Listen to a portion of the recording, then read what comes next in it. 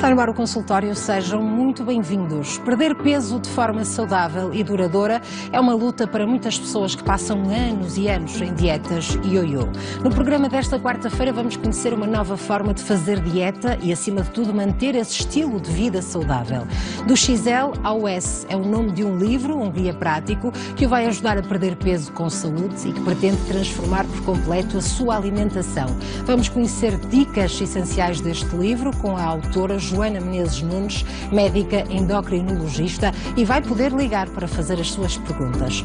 Na última hora do consultório vamos receber a doutora Paula Ferreira, médica dentista. Vamos saber o que é uma cirurgia guiada e falar sobre a evolução da tecnologia que na medicina dentária veio facilitar todo o processo de tratamento. Se tem dúvidas relacionadas com este assunto, já sabe que também pode ligar e fazer a sua questão. 22508-3297 é o número que está à disposição. Se preferir, pode enviar a sua pergunta para o endereço consultório@portocanal.pt. Está no ar o consultório.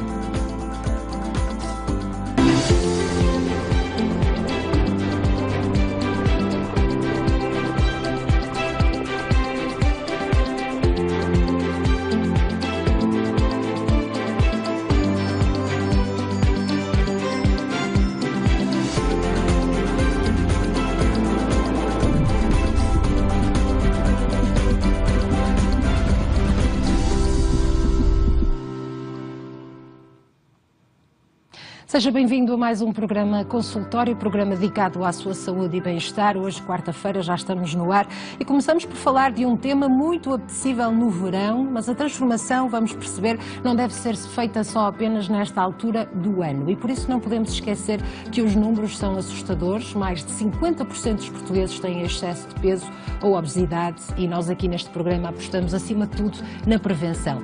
E porquê que eu digo isto? Porque a nossa convidada, a doutora Joana Menezes Nunes, médica endocrinologista e autora do livro Do XL ao S. Muito obrigada, Sra. Doutora, por estar connosco aqui no consultório. É um gosto conhecê-la, conhecer também este livro que os nossos telespectadores vão poder ver ao longo da nossa conversa, e perguntava-lhe se foram as perguntas e as dúvidas dos seus pacientes que a levaram, de facto, a compor tudo num livro e a editá-lo, claro. Sim, sem dúvida. Quando paramos na primeira pandemia, em março de 2020, que fui para casa a pensar que também havia outra pandemia com a qual lidava todos os dias, que era a obesidade, e que tem sido um bocadinho esquecida no meio de tanta confusão com a Covid-19. Temos deixado as doenças crónicas um pouco de lado. E comecei a escrever temas sobre alimentação na diabetes mellitus, alimentação na hipertensão arterial, todas aquelas perguntas que os doentes me fazem ao longo destes anos todos na consulta. Como é que faço no verão? Vem aí o verão. Como é que faço? Vou para um hotel? Como é que escolho o pequeno almoço? E o álcool? Posso beber ao fim de semana? Tenho dia da asneira? Aquelas perguntas que fazem constantemente. E comecei a escrever as dicas soltas. E quando cheguei ao fim, apercebi-me que tinha um material complexo e bastante completo, e portanto decidi juntar tudo e poder chegar a todos e tentar chamar a atenção de facto para este problema que é a obesidade. E quando nós começamos a ler este livro, Sra. Doutora, tem aqui um capítulo 1 que se chama Quero emagrecer e diz quando e por onde começo. Portanto, que é a dúvida que todos têm, não é? Quando queremos perder peso, acima de tudo, devemos saber que a dieta deve ser adequada ao nosso caso. Pode ter resultado com a minha vizinha e não resultar comigo. Mas quando e por onde é que devemos começar? Exato. Perguntam sempre, dizem, vou à consulta, mas vou de férias e começo quando vier de férias. Ou este fim de semana tenho um evento e vou começar só no domingo. Portanto, acho que é muito importante dizer que a dieta é para começar desde cedo e desde logo. A partir do momento em que se tem a percepção que não se está bem em termos de saúde, não vale a pena adiar, porque vamos ter sempre desculpas. É Páscoa, é o Natal, são as férias, é o aniversário, é o evento, é o casamento, portanto não tem desculpas. Portanto, começar logo desde o primeiro momento em que se apercebe que está mal consigo. Acho que sem dúvida que é essencial. E depois há o efeito também das dietas ioiô. Portanto, há pessoas que nesta altura, sabemos, no verão, fazem uma dieta que resulta muito bem, perdem muitos quilos, sentem-se bem em frente ao espelho, mas depois voltam a recuperar quando chega o inverno. E, acima de tudo, queremos passar essa imagem de que isto é um estilo de vida saudável, não é? Exatamente. Lá está, não quer dizer que não possa cometer um excesso nas férias ou um excesso na Páscoa, no casamento, numa festa, mas durante o resto do tempo tenho que me cruzar, de facto, com esse estilo de vida saudável. Sim, é essa a principal mensagem. É o que eu digo sempre. Nunca ninguém ficou magro por comer uma salada ao almoço e nunca ninguém engordou Exato. por comer uma bola de Berlim na praia, não é? Portanto, tem que ser a vida toda. E é preciso que as pessoas se mentalizem disto, que a dieta é para a vida, é um estilo de vida saudável. Da mesma forma que nós também, quando selecionamos um shampoo, um creme de cara, também fazemos isso sempre, não é só no verão, não é só no inverno. Não é só o verão que as pessoas procuram a dieta ioiô e emagrecem. Muitas vezes é para o casamento, para o casamento do filho, para o batizado, para aquela festa, para o ano novo.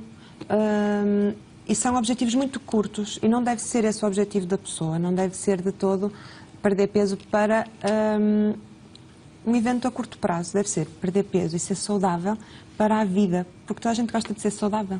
Toda a gente gosta de ter uma boa saúde, de dormir bem, de conseguir subir as escadas sem cansaço, sem dor. E, portanto, a questão da dieta do verão não resulta, de facto. E as pessoas embarcam nessa de vou agora fazer uma dieta radical e só aguentam um mês e perdem aqueles quilos todos e depois ao fim do mês desforram e voltam a engordar e até para mais. Mantêm no armário roupa 42, 44, 38, 40 e vão usando consoante têm o peso e de facto isso não resulta e traz consequências para a saúde, económicas, porque depois também temos o fardo económico e social. São pessoas que têm doenças, compram medicamentos, que vão ao médico, causa absentismo, próteses da anca, próteses de joelho, tudo isso é preciso chamar a atenção. E é falsa a ideia de que fazer dieta é caro. Já sabemos que ir a um restaurante fast food pode ser mais barato do que manter uma alimentação saudável, mas é possível fazer também com uma receita um bocadinho mais pequena, não é? Mais apertada. Sem dúvida. Dizem muitas vezes isso. Eu entendo que é apetecível o almoço padrão a 5 euros, eu entendo que seja apetecível, mas se fizeres, eu faço as compras lá de casa, se comprar um pão de centeio, cereais ou mistura, um queijo, um leite, meio quilo de brócolos, fazendo as contas, acaba por sair mais barato. E não tem que ser, que é uma coisa que eu também digo no livro, não tem que ser a comida XPTO daquele supermercado verde mais caro que toda a gente vai. O comércio local, as mercearias, as frutarias têm, e sobretudo se a pessoa conhecer o método de produção, têm produtos muito bons. E muitas vezes biológicos. Exatamente. E já temos, cada vez mais começa a crescer o mercado da entrega à casa de produto biológico. Já vem aquele cabaz com tudo preparado para a semana, fazendo as contas que é mais barato. Porque, embora o fast food seja barato, mas se observarmos assim o prato do dia, passe num restaurante e observe prato do dia, sopa, batatas fritas, acaba sempre por ser 7, 8 euros. E consegue fazer em casa muito mais barato. Uma lata de atum, feijão frade, e tomate e alface fica mais barato que isso. E não dá trabalho também. É verdade. E em relação às dúvidas dos pacientes, vou avançar para o capítulo 3, sobre as dietas mais badaladas do mercado. Em que consistem? Portanto, um paciente chega ao seu consultório, sua doutora, e ouviu falar, agora muito badalada também, do jejum intermitente. Quero fazer jejum intermitente porque sei que a minha vizinha ou aquela influencer, por exemplo, emagreceu, perdeu peso. Será que posso fazer? Cada caso é um caso. Exatamente. Perguntam muito isso. A dieta, e é importante que se diga para casa que as pessoas percebam que todas as dietas resultam desde que corte nas calorias de forma saudável. Todas elas. Seja paleo, cetogénica, jejum intermitente. O que acontece? O jejum intermitente pode-se fazer, e eu sou adepta, muitas vezes faço, porque gosto. Agora, obrigar uma pessoa que tem o hábito de comer sempre àquela hora e que faz as refeições todas e obrigar a fazer jejum intermitente só para perder peso não faz sentido. Tem que ser alguém que efetivamente... Eu tenho amigas minhas que não gostam de tomar um pequeno almoço e podem saltar. Agora, o jejum intermitente só resulta se a pessoa efetivamente na janela de alimentação comer menos calorias. Porque qualquer dieta resulta se comer menos calorias do que acho que gastar, matematicamente falando. E, portanto, o que é que acontece muitas vezes? Cortam uma refeição, pequeno almoço ou jantar, mas na janela de alimentação compensam porque não vão comer. E, portanto, se comerem as calorias a mais, já não vão emagrecer. Portanto, não resulta para toda a gente, nem para todos os estilos de vida. Não, nem é para toda a gente. Isto é como escolher um vestido, não é? Pode ficar bem a alguém, nossa vizinha, que fica bem com o cor-de-rosa, com o azul ou com o verde, mas a nós fica-nos melhor o preto ou o branco, é exatamente igual. E se a dieta é para ser um estilo de vida saudável, E se às vezes pode, e eu sei que sim, que custa muito mudar hábitos, é muito difícil mudar um hábito que está enraizado há anos, que nós vemos os nossos pais, os nossos avós fazerem, que à nossa volta os amigos fazem. Portanto, se já é difícil trocar um hábito, nós devemos facilitar a vida ao doente. Por exemplo, eu tenho pessoas que trabalham por turnos, eu não posso dizer, vai comer durante o dia enquanto está a dormir, e à noite que está a trabalhar não come. Eu não posso dizer isso, não é? Nem faz sentido. Nem faz sentido. Deve ser adaptado a cada um, sem dúvida.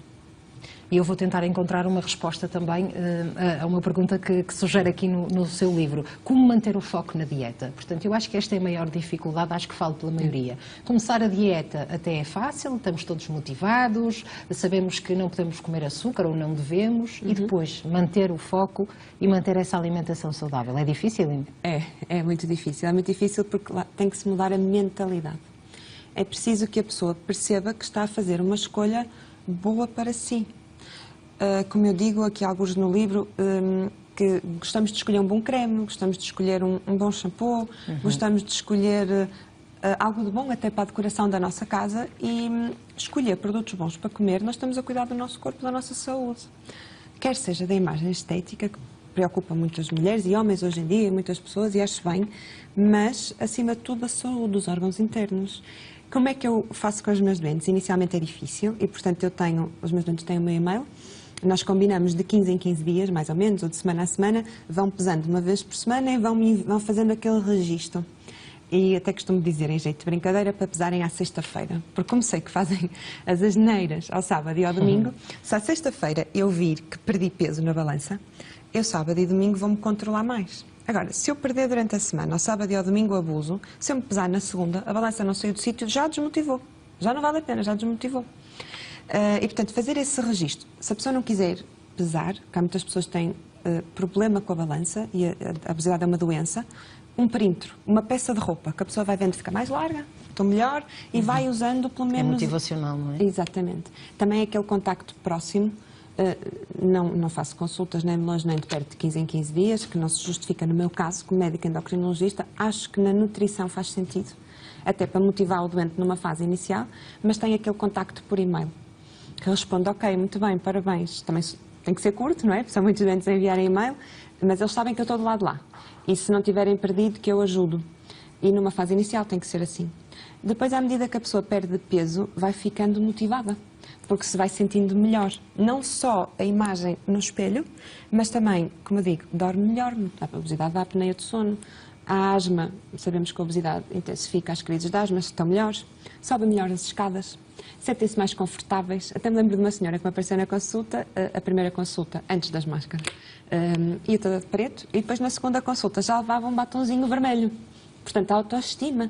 Isso também sem dúvida se reproduz na forma como nós trabalhamos. Porque uma pessoa triste, deprimida, trabalha pior.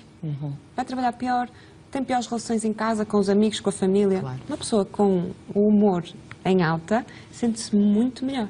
E, portanto, manter o foco tem que ser um trabalho médico-doente exaustivo, que dá trabalho, efetivamente, mas que é a forma de se manterem no plano alimentar. À medida que vão perdendo peso, já se vão sentindo bem e, portanto, a carruagem já arrancou. Não é? O que custa é arrancar a carruagem. E depois nunca podem perder a ligação, as consultas, porque muitas vezes perdem as consultas, perdem o foco, lá está, voltam aos hábitos antigos e voltam a ganhar peso. E às vezes basta também esta conversa, não é, que teve agora, que é muito motivacional para as pessoas terem força para continuarem.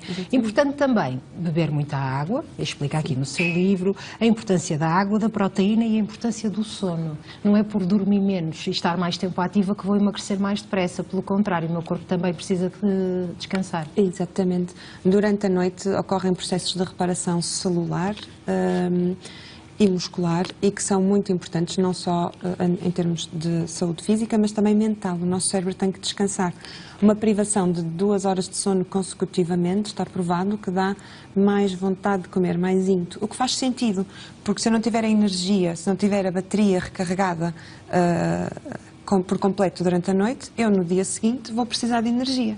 E vou buscá-la muitas vezes a doces, a açúcar, a compensação.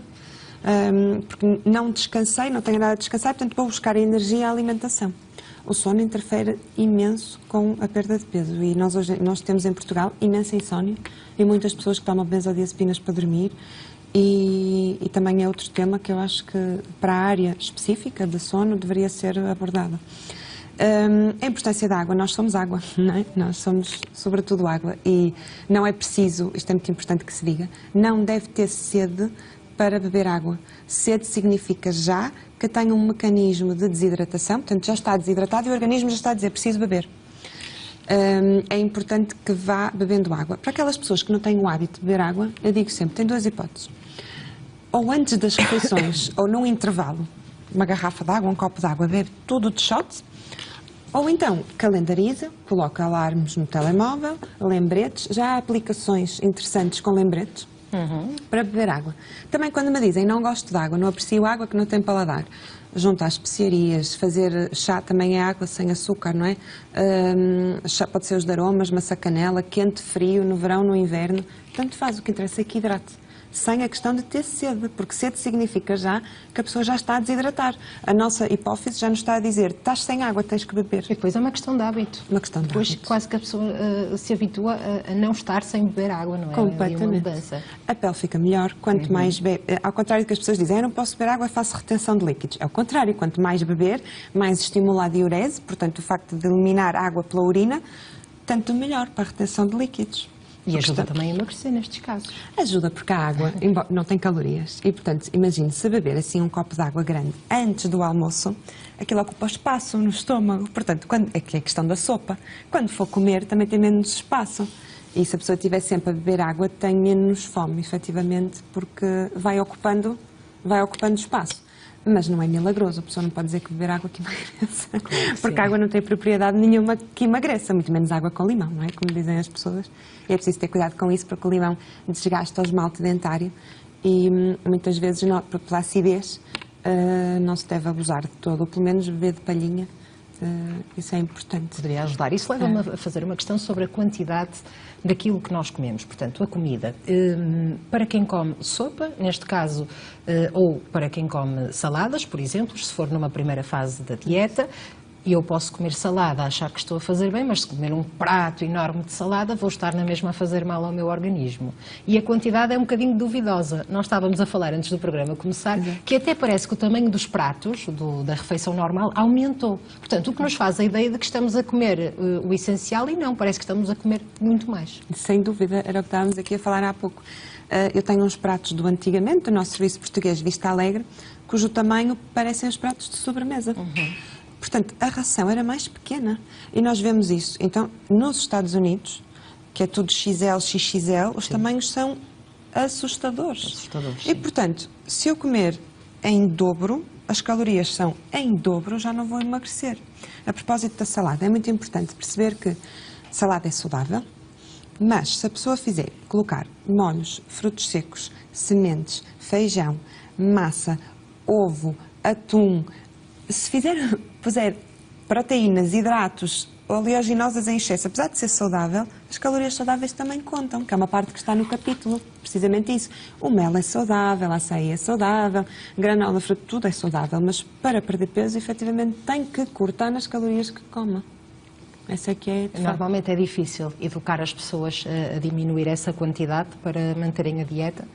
É difícil. Nós, como quem faz o plano alimentar é nutrição, nós como médicos endocrinologistas, o que é que nós fazemos? Quando um doente nos chega com excesso de peso ou obesidade, vemos se há alguma causa endócrina, alguma doença que justifica aquele excesso de peso ou obesidade. Portanto, fazemos a história clínica, o exame físico e um check-up hormonal. Estando tudo bem, se o doente não tem nenhum distúrbio com a comida ou não come em excesso, com muita fome, nós passamos para a nutrição, para fazer o plano alimentar. Claro.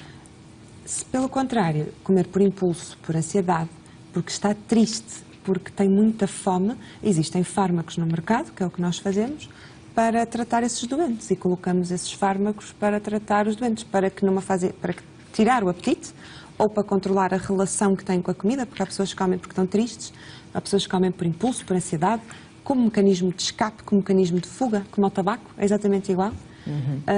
Quando têm um stress, derivam para a comida e esses mecanismos têm que ser tratados, merecem tratamento.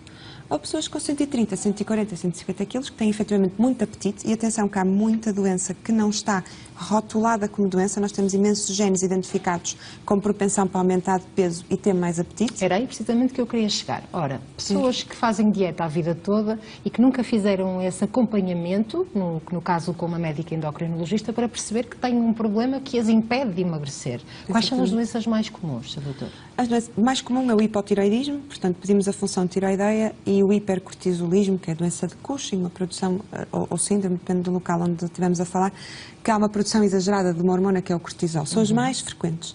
Depois, nas crianças, nos pediátricos, notamos aquelas crianças que desde pequenas têm muito apetite e são síndromes hipotalâmicos, são mesmo alterações da fome, do mecanismo de fome. E depois temos muitas doenças associadas a que lá está, não tão rotuladas. Nós ainda não temos fármaco para as tratar, mas nós sabemos que os doentes lidam efetivamente com aquele problema a vida toda. Refugiam-se na comida, comem, têm apetite, tudo lhes sabe bem, têm craving, e são descompensações, da mesma forma que temos tendências para fumar, para jogar, são descompensações e que merecem tratamento. Ora, pode ser tratado, quer haja doença, tratamento, no hipotiroidismo damos a hormona tiroideia, controlamos a tiroide, ou se não tiver alteração hormonal que se possa para já fazer análise, porque o que nós temos ainda é pouco. A obesidade é um mundo, isto só está a crescer agora, porque só agora é que temos prestado atenção e tem-se investigado muito fármaco, que cada vez saem mais. Temos fármacos para conseguir controlar o apetite e temos fármacos para conseguir controlar a relação com a comida. Isso é possível, portanto, há uma solução. Mesmo estas pessoas que viveram a vida toda com estas dietas ioiô, como eu disse no início, e é possível fazerem um tratamento adequado, com medicação ou não, e emagrecerem, perder peso, acima de tudo serem saudáveis. Há uma coisa importante, os fármacos tiram o apetite ou controlam o mecanismo. Agora, a pessoa sem o apetite e controlado o mecanismo tem de cumprir. Eu vou-lhe dar um exemplo que me estava agora aqui a lembrar. Também temos a cirurgia bariátrica. Sim. Durante o meu internato, que eu fiz no Hospital de São João, na consulta de cirurgia bariátrica, vi bastantes senhoras e senhores e faziam cirurgia bariátrica, mas mantinham os comportamentos depois. Passado 1 ano, 2 anos, havia um trigger, um despedimento, uma relação amorosa falhada, havia um trigger, e como não conseguiam comer, chegavam a fazer batidos de leitão para conseguir comer, ou comer latas de leite condensado, porque há cirurgias que só passam mais os líquidos. Portanto, o problema base, o problema com a comida estava lá. Claro. Era mais uma questão emocional até. Nós podemos medicar e podemos tratar com cirurgia, mas a pessoa tem que mudar hábitos. Tem que mudar os hábitos, porque ainda não inventaram nenhum comprimido, como eu digo, que a pessoa possa comer e beber tudo e perder peso. Não há. Não sei se vou inventar algum dia. Mesmo quem é muito magro. Não é assim que funciona, não é? Sra. Doutora, de facto, a obesidade é uma doença grave e cada vez mais vemos também as nossas crianças a terem obesidade. Como é que nós podemos alertar os pais para mudarem os seus hábitos e incutir estes hábitos saudáveis para que a criança consiga crescer, chegar à fase da adolescência e depois adulta, com hábitos um bocadinho diferentes para que não caiam nesta problemática? Eu falo disso no primeiro capítulo do livro, portanto, acima de tudo, dar um exemplo. Claro. Se eu em casa não tiver, se em casa comer sopas, comer os legumes, se não tiver doces, não tiver bolachas, se não enviar um bulical na lancheira, um bulical e um sumo para comerem a meio da manhã, ou umas bolachas cheias de gordura e açúcar e um leite chocolatado, um sumo, portanto, acima de tudo, educar, dar o exemplo. E depois são famílias que também muitas vezes têm que ser educadas todas, porque o padrão está lá. Portanto, os pais só podem transmitir aos filhos se souberem o que é para transmitir. Também acho que é muito importante que haja políticas económicas e sociais, em termos de impostos e sobre produtos que sejam mais nefastos, produtos que sejam ricos em açúcar, ricos em gordura, e devia haver aqui uma legislação mais nítida.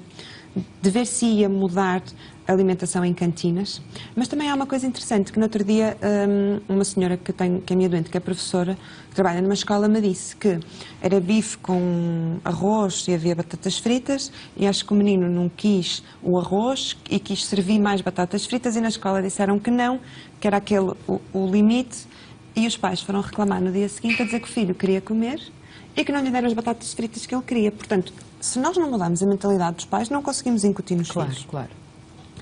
E isto é uma coisa geracional. Exercício físico, Se nós também não o fizermos, os nossos filhos também não vão fazer, claro. não é? Se não comer a sopa, depois eles começam-se a perceber. Eu não posso dizer, tens de comer a sopa. Oh, mamãe, mas tu não comes. E que ficamos. Também tenho outra situação, que são casais que se separaram e que às vezes tendem a forçar de um lado ou do outro a compensação, quer pela parte económica, quer pela parte da comida. Todas as pessoas e todos nós gostamos de pizzas e francesinhas e batatas fritas e gelados, não é? E acho que às vezes tendem a fazer isso, eu sinto isso na minha consulta. Muito Sim, bem. sem dúvida. E para rematar este livro fantástico, eu já tive a oportunidade de dar aqui uma vista de olhos, para quem não gosta de comida saudável, vá, para quem não gosta de sopa ou de legumes, tem aqui umas receitas maravilhosas, umas sugestões para as pessoas fazerem lá em casa, para a família toda, de facto vai ajudar, porque este problema da obesidade é um problema muito comum. Sra. Doutora, fica connosco para a segunda parte, portanto, a mensagem é para si que está aí em casa. Se tiver dúvidas relacionadas com nutrição, obesidade, endocrinologia, pode ligar e fazer a sua pergunta à doutora Joana Menezes Nunes, portanto, médica endocrinologista. 22508-3297 é o número de telefone para o qual deve ligar, 22508-3297. Se for mais fácil para si, pode enviar a sua questão para o endereço consultório@portocanal.pt. Vamos fazer um curtíssimo intervalo, são apenas 5 minutos e já voltamos. Conto consigo, até já.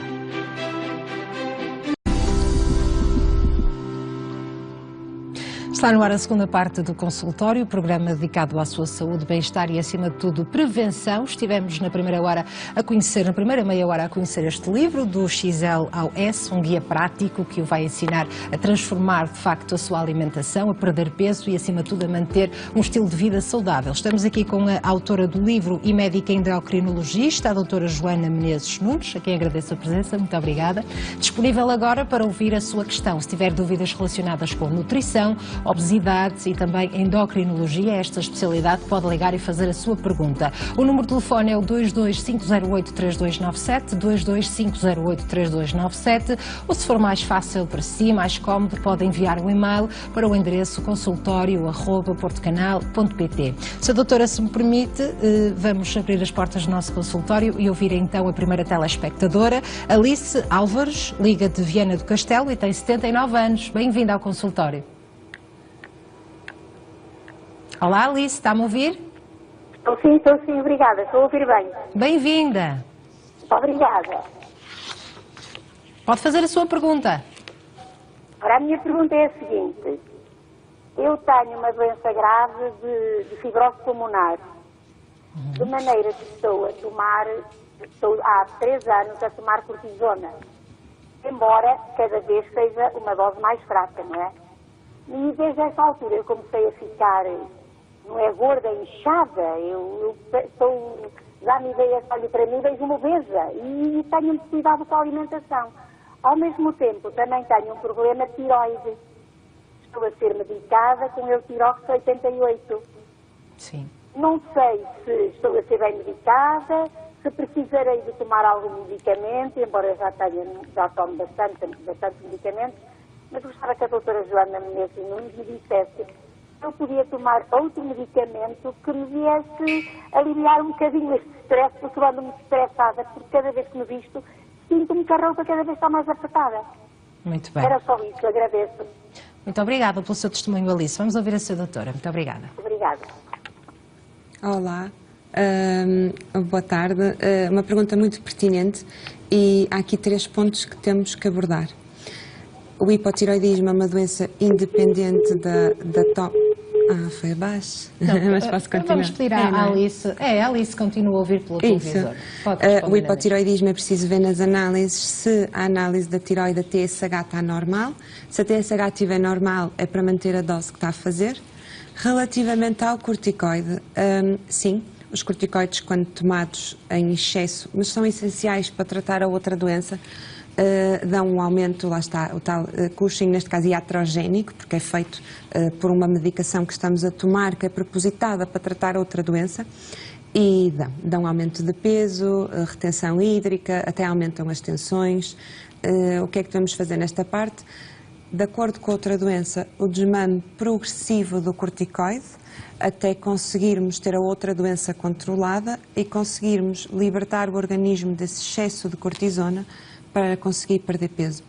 Sendo uma situação que provoca, lá está, Alexandra, a ansiedade de comer, porque a pessoa sente-se mal na roupa, sente-se apertada, sente-se pesada. Com 79 anos já deve também ressentir um bocadinho o joelho, a coluna. Era importante que se colocasse um fármaco que ajudasse a controlar essa ansiedade de comer. Fazer umas análises, ver se estava tudo bem, e eu seria apologista disso, sem dúvida. Mas eu acho que conheço a pessoa que ligou, a voz era-me parecida e, portanto, acho eu que reconheço. Sim, e, portanto, poderemos falar sobre isso e tratar a questão, sem dúvida. Muito bem, muito obrigada pela sua chamada, Alice, e por ter partilhado connosco o seu testemunho. Sr. Doutor, eu aproveito para fazer uma questão. Sabemos, não é, que a cortisona, de facto, faz com que a pessoa inche. Mas há aqui formas de controlar? Tem que haver um ajuste da medicação? Não tem? Portanto, Ou é quase uma sentença? Não é uma sentença de todo. Nesta vida só sabemos que nascemos e morremos. Exatamente. E que pagamos impostos, como dizia um doente meu.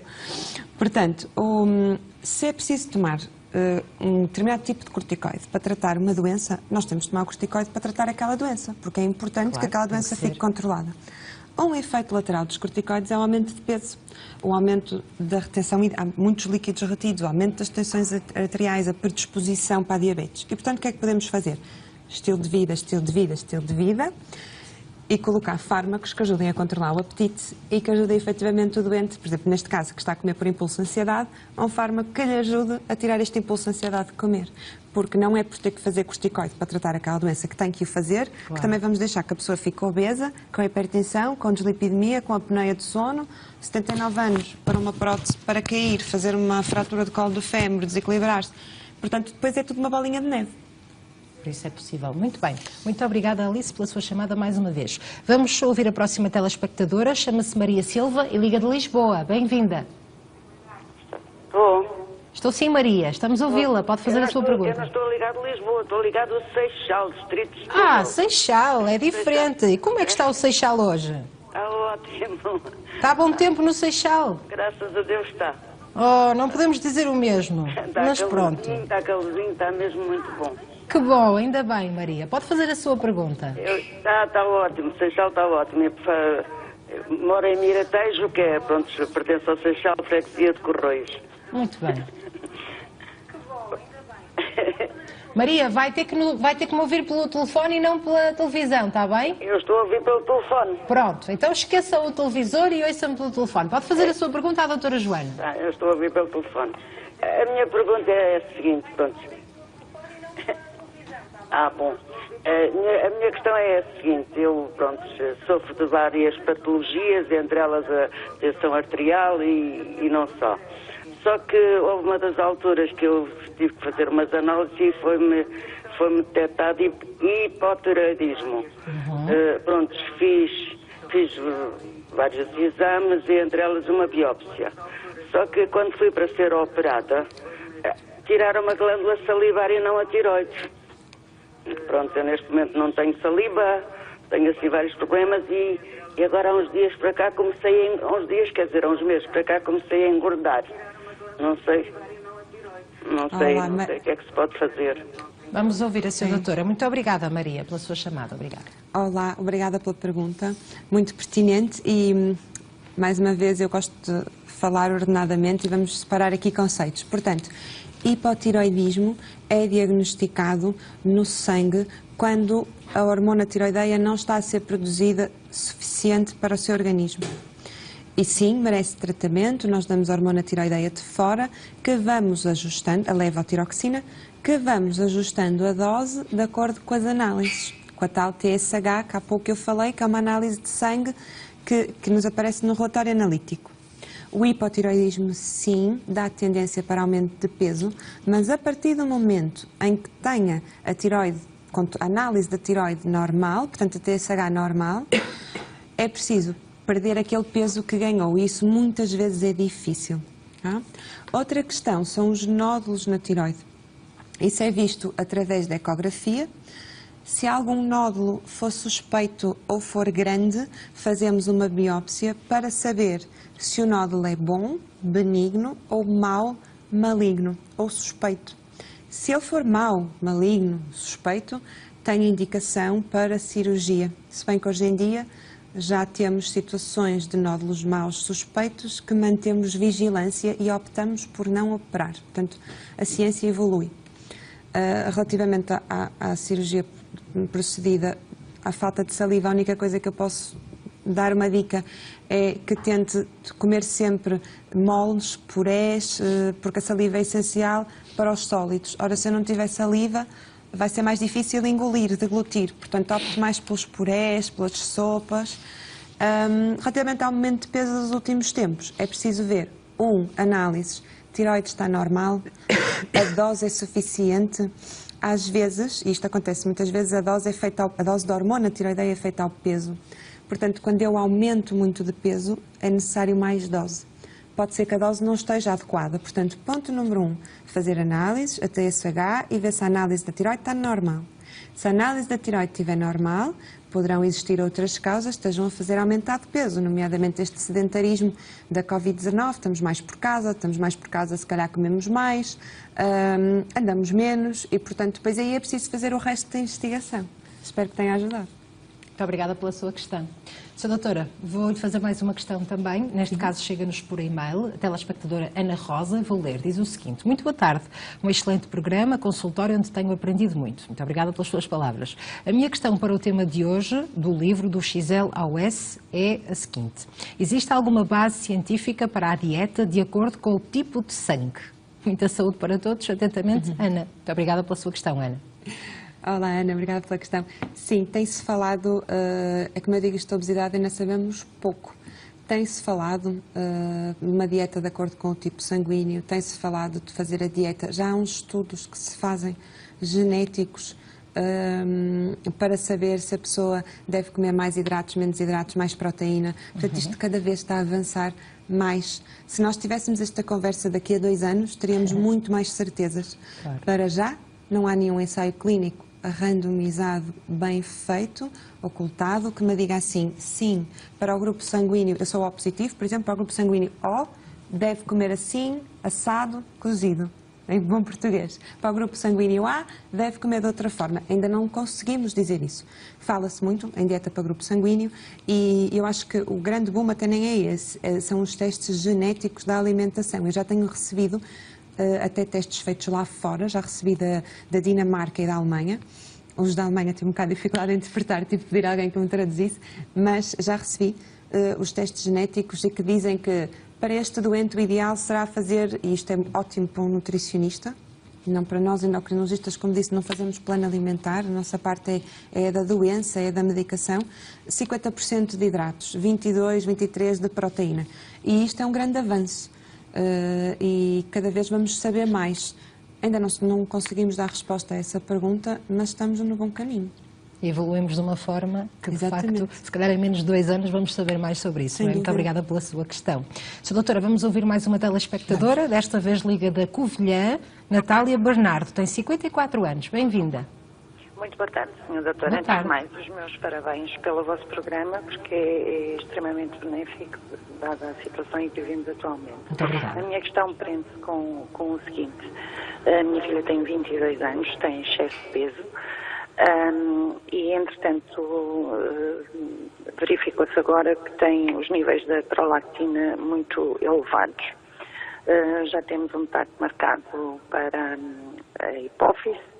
No entanto, era só aqui tentar já baixar a minha ansiedade, digamos assim, no sentido de poder, eventualmente, haver alguma relação entre os níveis elevados da prolactina e esta questão da obesidade e comer bastante. Claro que Poderá haver aqui ou não alguma relação. Muito obrigada, Natália, pela sua questão. Vamos ouvir a Sra. Doutora, fique atenta. Certo, olá, Natália, é uma pergunta muito importante. E, novamente, vamos ponto por ponto, como eu gosto de explicar. Ora, se tem um prolactinoma, portanto é um tumor na hipófise, na nossa glândula-mãe, que produz prolactina em excesso, porque pode ter muita prolactina e pode não ser um tumor hipofisário, pode haver outra causa, está bem? é preciso, de facto, ver as hormonas todas, fazer um rastreio, fazer um estudo endócrino para ver não só o eixo da prolactina, mas a prolactina também anda muito de mão dada com a TSH, com a tiroideia. Portanto, fazer os doseamentos hormonais, prolactina, TSH, nós depois também pedimos outras hormonas que são produzidas pela hipófise para perceber se for um nódulo, se só produz prolactina ou se produz outras hormonas ou se interfere com outras hormonas. No caso disso acontecer, nós temos que ver hormona a hormona e medicar hormona a hormona. Se isso não acontecer, duas doenças podem coincidir. Portanto, eu posso ter, vamos ver, asma, por exemplo, e posso ter tiroidite de Hashimoto, imaginemos. Ou posso ter algum tipo de infertilidade, por exemplo, ou um síndrome de ovário poliquístico, e posso ter falta de cartilagem no joelho. Portanto, as doenças podem coincidir ou podem ser um conjunto. Com essa informação é pequena para eu lhe conseguir dar uma resposta. Mas sem dúvida que é preciso ver, existe efetivamente excesso de produção de prolactina ou é só um mau doseamento ou um único doseamento? Estava a tomar pílula enquanto está a fazer essas análises, porque a pílula interfere nos doseamentos de prolactina. Está grávida? Quando estamos grávidas aumenta a prolactina, que é a hormona que faz com que haja leite materno. Ou, efetivamente, tem um tumor hipofisário que produz prolactina. Se isso acontecer, é preciso ver os outros eixos todos hormonais. Se a tiroide estiver alterada, há que medicar e pode ser uma causa para excesso de peso. Mas também pode ser que o excesso de peso nada tenha a ver com isso, tenha a ver apenas com hábitos menos saudáveis de vida, ou mais apetite, ou que esteja mais triste, mais nervosa e esteja a comer por esse impulso de ansiedade. Portanto, temos aqui várias hipóteses em jogo. Espero ter conseguido elucidar um pouco. Muito obrigada, Natália, pela sua questão. Muito obrigada também por ter partilhado o testemunho da sua filha e que corra tudo bem nestes exames. Muito obrigada. Sra. Doutora, vamos ouvir mais uma telespectadora. Maria Diniz, liga de Benavente, tem 55 anos. Bem-vinda. Muito obrigada, boa tarde e obrigada por esta oportunidade. Eu queria só fazer uma pergunta. Eu retirei a tiroide há uns anos, tive que tirar, e ouço sempre dizer que o consumo de iodo e a tiroide estão um bocadinho relacionados. Eu costumo consumir bastantes algas e fico a pensar se há alguma interação, se devia ter alguma atenção a isso, porque não tenho noção do que isso pode implicar. Muito bem, muito obrigada. É uma questão muito pertinente. Obrigada, Maria. Vamos ouvir, Sra. Doutora. Obrigada. Olá, Maria, obrigada. É uma questão também muito comum. Exatamente, muito comum. Portanto, a tiroideia precisa de iodo, a nossa tiroide precisa de iodo e selênio, são os dois componentes mais importantes para que ocorra a produção da hormona tiroideia. Há situações em que o iodo é benéfico, há situações em que o iodo pode ser prejudicial na tiroide. Isso tem que ser avaliado caso a caso. Se já tirou a tiroide, já não tem tiroide. Portanto, o iodo, se está a consumir iodo em excesso, já não vai ajudar a tiroide a produzir a hormona tiroideia porque já não tem tiroide. Deve tomar a hormona tiroideia, leva a tiroxina, o tirox, tiraxleter, depende do laboratório que estiver a fazer e a dose que estiver a fazer, e, portanto, o comprimido que toma já tem a dose suficiente. Agora, se não tivesse tirado a tiroide, existem situações em que o iodo é benéfico para a produção da hormona tiroideia e a medida, o nosso sal hoje em dia no mercado é todo sal iodado, é precisamente por causa disso. A causa mais frequente de atraso mental nas crianças é a falta de iodo e de uma boa tiroideia durante a gestação. E, portanto, a OMS, isto há bastantes anos, preconizou que todo o sal do supermercado, se tiverem atenção e for ler, diz sal iodado, que é a forma de conseguir obter iodo.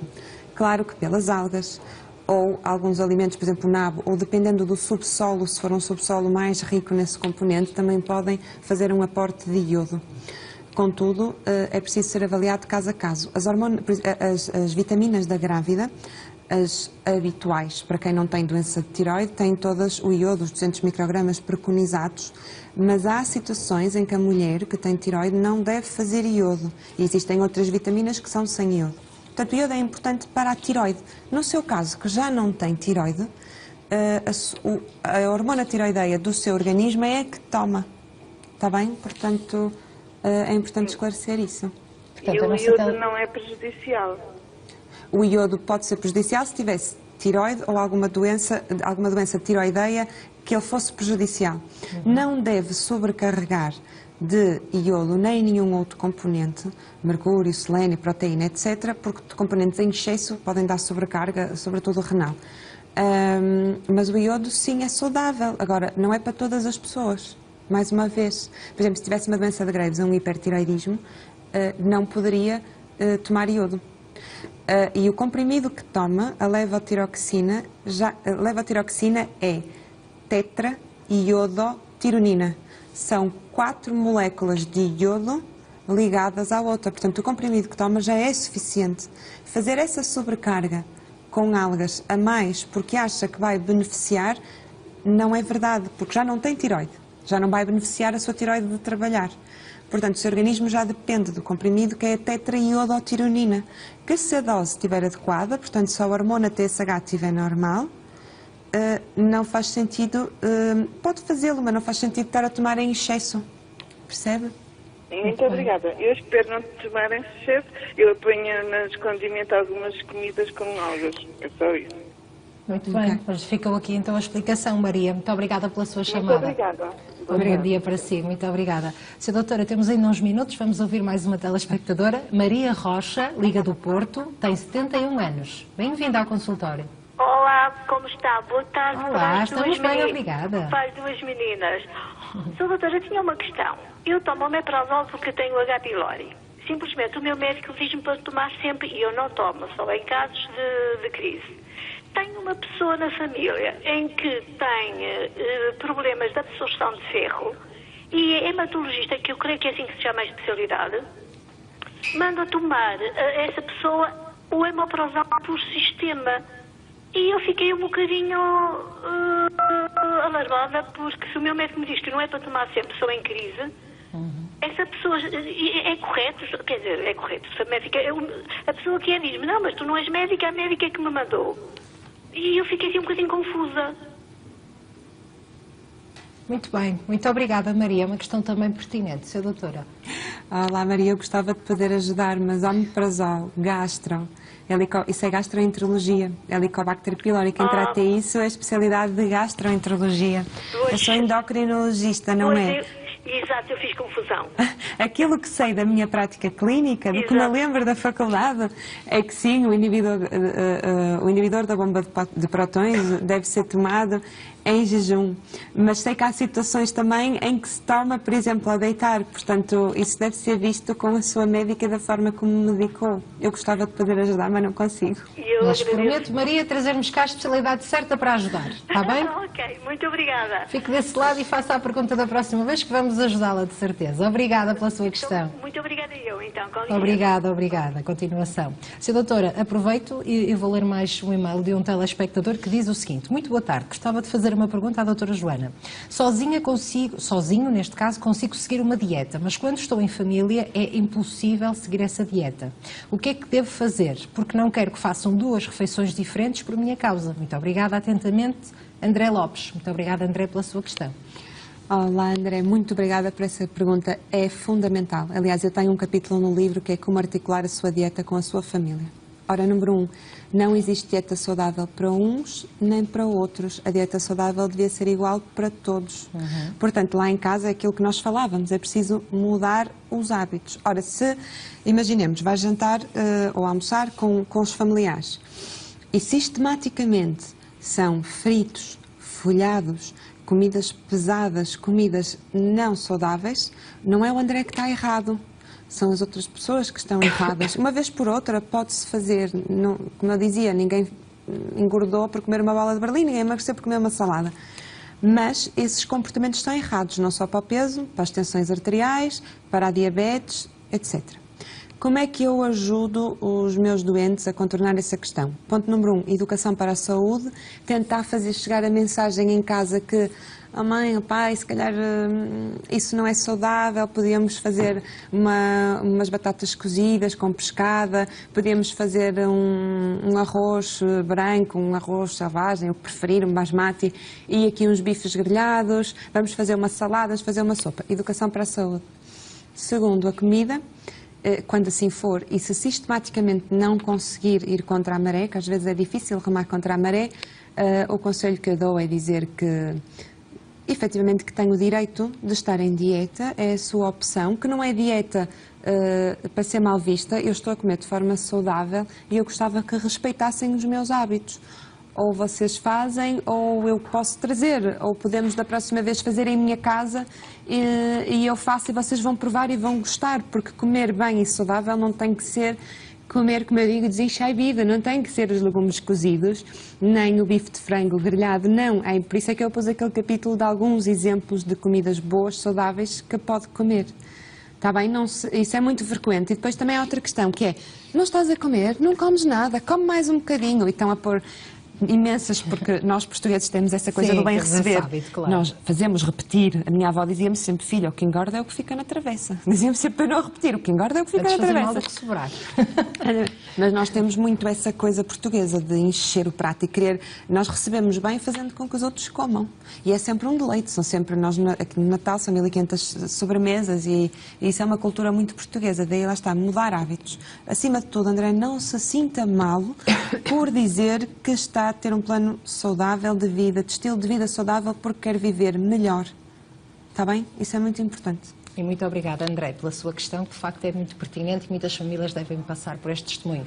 Para saber mais do XLAOS, perder peso com saúde e, acima de tudo, saber mantê-lo. Doutora Joana, foi um gosto. Muito obrigada. Muito obrigada, Alexandra. Muito obrigada por partilhar connosco o seu conhecimento e obrigada também a si, a todos os nossos telespectadores que ligaram e aqueles que, de facto, também não conseguiram entrar em direto. Muito obrigada. A continuação de um bom dia.